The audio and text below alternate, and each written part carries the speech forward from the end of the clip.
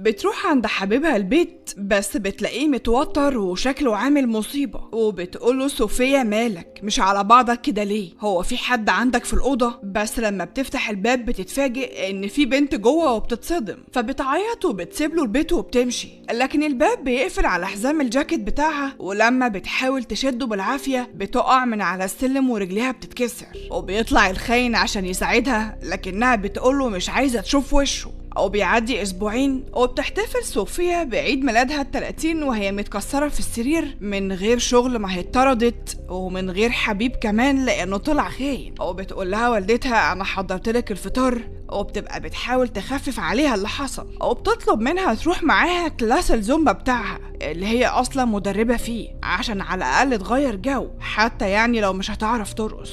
فبتنزل معاها صوفيا وهي متبهدلة وحالتها تصعب على أي حد، وبتسألها وقتها صاحبة والدتها قاعدة هنا لحد امتى؟ مش راجعة لسان فرانسيسكو من تاني؟ فبتقول لها صوفيا مش عارفة الصراحة، لحد ما اخف بس واقدر امشي على رجلي. ولما بتكون ماشية مع والدتها بتشوف والدتها إعلان لكلاس تعليم الطبخ الأسباني، وبتقترح عليها إنها تنضم وتضيع وقت، بس صوفيا ما بتكونش عايزة تعمل أي حاجة، وبتقول لها مش لما أعرف أطبخ وصفاتنا الأول أبقى أتعلم أسباني؟ لكن والدتها بتبقى مصممة إنها تقدم لها فيه، لكن صوفيا بتقول لها مش واخدة بالك ده مكتوب للكابلز بس، هروح أعمل إيه يعني؟ أتفرج على عصافير الحب واللحظات الرومانسية اللي قبل الخيانة على طول؟ لا مش عايزة.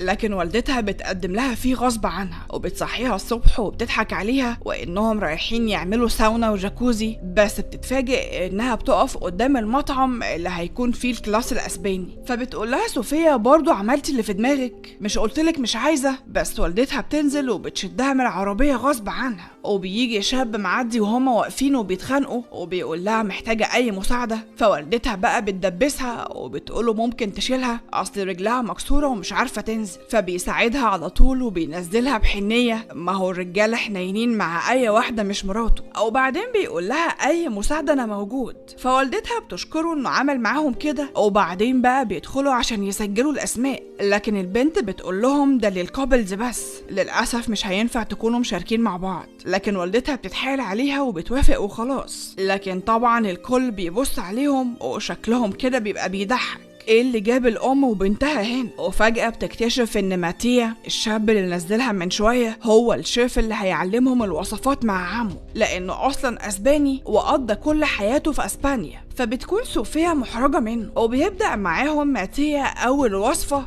واللي بتكون تورتيلا اسبانيولا، بين قوسين يعني العجة الاسبانية، اللي اهم مكوناتها البطاطس والبصل والبيض كلهم متقطعين قطع صغيرة مع مخفوق البيض على نار هادية. اي خدمة قلتلكوا الوصفة اهو. وبيعلق عليها ماتيا وبيقول لها تقطيع هايل، لكن بتبص على عصافير الحب وراها وبتبدأ بقى تتغاظ وبتقلب البيض بشراسة. فبيهزر معاها ماتيا وبيقول لها ليه كده؟ انت هتكسري الطبق دلوقتي. وطبعا بتكون البنت الوحيدة اللي في الكلاس اللي بيساعدها. وبعد ما بيخلصوا الاكل الكل بيدوق اللي عمله، ولما بتكون ماشية من المكان بيقول لها تحبي اوصلك للعربية؟ فبتقول له لا بعرف امشي لوحدي حضرتك، لكنه بيكون مصمم يتكلم معاها اكتر، وبيسألها عجبتك طبخة النهاردة؟ فبتقوله لا برضه رخمة، يعني ايه يعني اقعد ساعة كاملة بعمل في شوية بيض وبطاطس؟ فبيقول لها ماتيا ان دي طبخة من ضمن الاكلات الشعبية والمشهورة جدا هناك،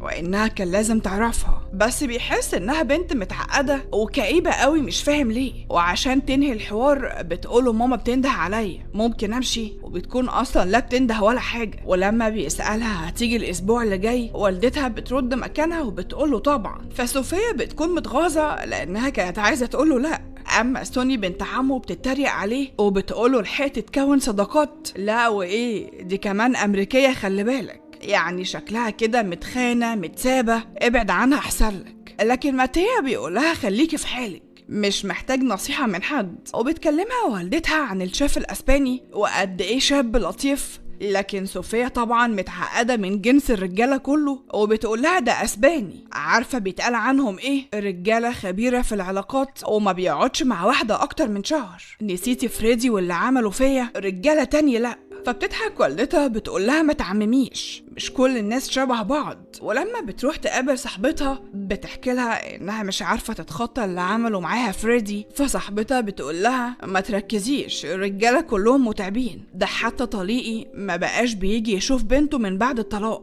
اما ماتيا بيبقى عايز يخلص شغله بسرعه وبيروح الكافيه اللي هي قاعده فيه لانه عارف من والدتها مكانها، لكنه بيقعد بعيد واول ما بيشوفها بيبتسم. اما هي بتكلم صاحبتها على ان عمرها ما هترتبط بحد تاني، وهتعتبر كمان ان مفيش ولا راجل في الكوكب حواليها. متأكدة يا صوفيا؟ يعني مش 5 دقايق وهتقولي هو ده اللي انا عايزاه؟ فجأة بقى بيروح عشان يكلمها، فبتكون متفاجئة انها هي وهو سهرانين في نفس المكان، وبتقوله غريبة يعني شفتني مع ان في ناس كتير جدا في الكافيه. فبيقول لها لا ما انت واضحة قوي، لفتي نظري وانت بتعرجي من شوية. لا بهزر طبعا، بس كنت عايزة اسألك بما انك تعرفي المكان كويس هنا، ممكن تقوليلي على احلى حاجة عندهم في المنيو؟ فبتقوله اعتقد يعني التشيكن فينجرز. فبيتريق وبيقول لها انتوا الامريكان عليكوا حركات، هي الفراخ ليها صوابع عشان تتسمى تشيكن فينجرز؟ وبيهزر معاها وبيقول لها ان مفيش اكلات عندهم في اسبانيا بالاسماء دي، بس لانها مخنوقة ومش طايقة الرجالة بتقوله انها طالبة اوبر والعربية وصلت. طبعا مش عارفة اسوق بسبب رجلي، فالفترة دي بمشيها بأوبر وخلاص. وبيصعب عليها لما بيقول لها انه مش عارف يطلب مشروبات لان الناس هنا مش فاهماه، وبيقول لها هو انا المفروض اقول ايه؟ فبتقوله لا ده انت حالتك صعبة قوي هنا، انا شايفة يعني الاحسن لك انك ترجع بلدك من تاني. ولما بتروح البيت بتتفرج على ألبوم ذكرياتها ورسوماتها وهي صغيرة، وساعتها بقى بتتحمس وانها لازم تبدأ تدور على شغل من جديد. بس بتيجي قدامها صورة لفريدي الخاين وبتسد نفسها. في نفس اللحظة دي بيكون ماتيا بيقلب في صور حبيبته اللي سابته وبيعرف انها ارتبطت بحد تاني، فبتتريق عليه بنت عمه وبتقوله ما انت اللي ما بتعرفش تختار حد مناسب ليك، زعلان ليه بقى؟ ولما بتكون بتجهز نفسها عشان الكلاس الاسباني والدتها بتمثل انها تعبانة عشان ما تروحش معاها، وطبعا تدي الفرصة لماتيا انه يتكلم معاها اكتر. وفعلا امنيتها بتتحقق، وبمجرد ما بتروح المطعم وعمه بيعرف انها جات لوحدها بيخلي ماتيا يبقى معاها في الطبخ المرة دي، وبيقول لهم من اهم الاكلات والوصفات الاسبانية هنعمل المرة دي الكسباتشو. وبيستغل الفرصة وانهم في الكلاس وقابل كمان مع بعض عشان يتعرف عليها اكتر ويتكلموا طول اليوم. ومجرد الطبخة ما بتخلص بتشكره انه كان شاركها في الكلاس النهاردة، ولانه طبعا مش عايزها تمشي بيعزمها على الغدا وانه هيعمل لها اكله شبه التشيكن فينجرز بالظبط، بس اسمها عندهم بالاسباني كوركيتا. وفي وسط ما هما بيتكلموا وعشان يبين لها انه معجب بيها بيبدا يسبل، يمكن الطريقه دي تيجي معاها ولا حاجه، بس على مين؟ هي حطيتكوا في دماغها خلاص. وبيبدا يسالها هي بتشتغل ايه؟ فبتقوله جرافيك ديزاينر، بعمل الغلاف اللي زي كده، اعلانات مرسومه لبراندات مهمه. فبيقول لها ماتيا طب ما انا كده هحتاجك قريب تعملي لي تصميم المطعم بتاعي، المنيو بقى واللوجو ويافطة المطعم كمان. وبتيجي بنت عمه ترخم عليه وبتقول لها وش كده ماتيا قال لي امبارح انه معجب بيكي، فبيكون محرج ومش عارف يعمل ايه. وساعتها بقى بتسأله هو انت عندك حبيبة في اسبانيا؟ فبيحكي لها انه كان مرتبط من كام شهر بس حبيبته سابته عادي يعني، وبدل ما تمشي وتروح بيتها بتبدأ تعمل معاه اكل للزباين في المطعم. وطبعا بتتأخر على مروحها للبيت، فوالدتها بتسألها هو انت كنت فين لحد دلوقتي؟ وفجأة بتلاقي وشها الخاين بتاع الستات قاعد مستنيها. لا وايه جاي عشان عيد ميلادها وجايب لها هدية كمان. فبتاخدوا يخرجوا يتمشوا مع بعض بدل ما تضربوا بأي حاجة في البيت، وبيعتذر لها وقتها عن اللي حصل منه وانه ندمان انه عمل كده، ولو فاكراني هشوفها تاني اوعدك انه مش هيحصل. فبتقوله لا الخاين ملوش مكان بينا، بره البلد كلها يا كداب، وخليك فاكر اني مش هسامحك. بس بمجرد ما بتمشي وبتسيبه وبترجع وقتها البيت بتكون صوفيا مهزقة وبتفكر تسامحه، وبتبص على الهدية بتاعته واللي هو يعني نو كرامة خالص، دي بتفرح بيها كمان. وبتروح بقى لصاحبتها عشان تحكي لها على اللي حصل، اللي بتكون نو كرامة زيها برضو، وبتقول لها معلش هو جالك واعترف وندمان، ايه المشكلة يعني لما تسامحيه؟ وبيبقى في الفيلم ده يا جماعة كمية ستات مهزقين ضيعوا هيبتنا والله. وبعدين صاحبتها بتقول لها ولا اقولك ما تشوفي الاسباني ده يمكن يطلع احسن منه. لا للاسف مش هينفع، ما هو راجع اسبانيا بعد كام اسبوع، صعب اعلق نفسي بيه. وبتروح المستشفى عشان تقلع الرباط اللي على رجلها، واخيرا بقى رجعت سليمه من تاني وتقدر تمشي من غير اي مساعده. وبعد كام يوم بتروح المطعم عشان تسال عليه، وبتعرف من بنت عمه الفتانه ان ماتيا الفتره دي عقله مش في مكانه، بيحرق الاكل للزباين، مش عارفه ايه السبب عشان بيفكر فيكي. فبيكون ماتيا بيبص عليهم من بعيد وخايف لا تكون بتسيح له، وبيروح يقول لها جايه تتغدي عندنا ولا ايه؟ لا جاي ياخدك عشان نخرج مع بعض. فبيكون طاير من الفرحة طبعا، بس عمه بيكمل باقي حلقة التريقة وبيقول لها يا ريت تشوفيه ماله وترجعيه لعقله، ده احسن الزباين تفشط. فبتعرض عليه الفايل اللي عملته عشانه وبتقوله بقالي كتير بعمل في الديزاين بتاع المطعم بتاعك، اتفرج كده وقولي رأيك. فبيكون مش مصدق انها تعبت نفسها عشانه، وبيبقى باين عليه واقع على الاخر يا جماعة، ناقص بس ما يبقاش خاين ولا بتاع ستات وكل بنات الكوكب هيجروا وراه. وبتاخده لأكتر مكان كانت بتحب تقعد فيه وهي صغيرة، وساعتها بيقضوا مع بعض وقت زي أي كابلز مرتبطين. وأخيرا صوفيا رفعت راسنا ومرجعتش لفريدي، بس بمجرد ما بترجع البيت بتنصحها والدتها إن ماتيا ما يكونش هو بوابة الهروب من فريدي، لازم تركز كويس وتعرف هي عايزة إيه، لأن ما ينفعش تلعب بالناس ولا حتى تجرحهم. وفجأة لما بتروح درس الطبخ بتلاقي فريدي هناك، وقال لهم كمان إنه حبيب صوفيا وهو اللي هيكمل معاها الطبخ بعد كده. فبتروح تسأل بنت عمه عن ماتيا، فبتقول لها لا سيبيه في حاله دلوقت لأنه بيخضع للتعذيب بنجاح، كل ده لأنه أكيد يعني عرف موضوع فريدي. والمرة دي بيخرج وهو لابس هدوم أسبانية أصلية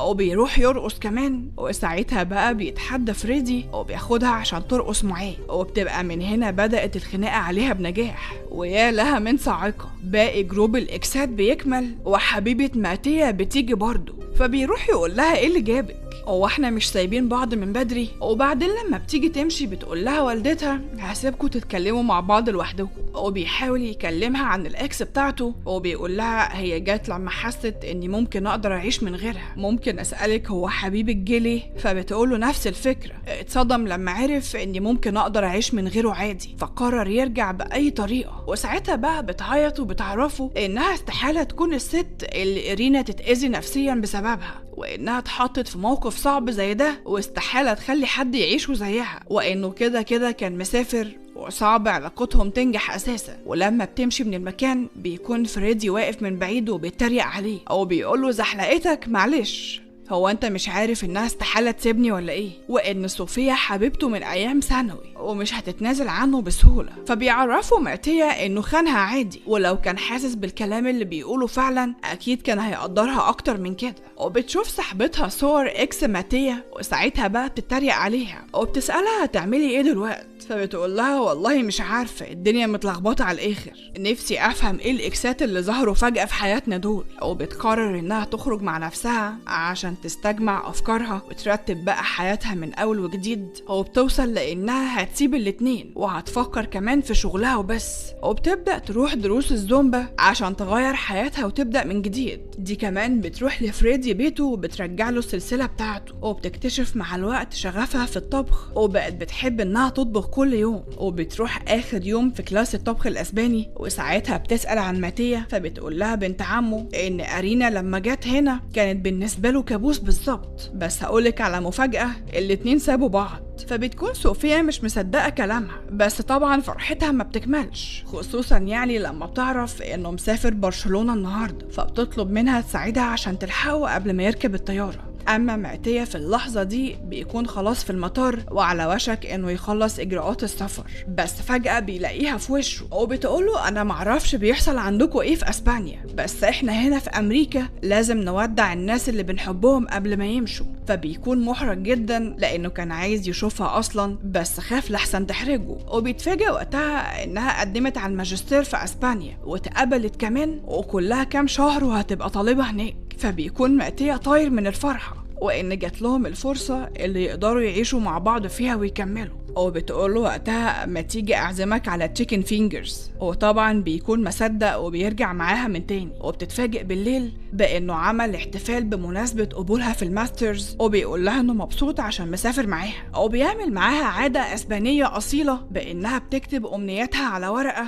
وترميها كمان في الطبق وتعدي من عليه. وساعتها بيهزر معاها عمه وبيقول لها تقليد أسباني مهم جدا بنعمله دايما في أي بداية جديدة بياخدوها في حياتهم. وبكده بيكون خلص فيلمنا النهاردة. ما تنسوش لو عجبكم الفيلم تعملوا لايك ومتابعة.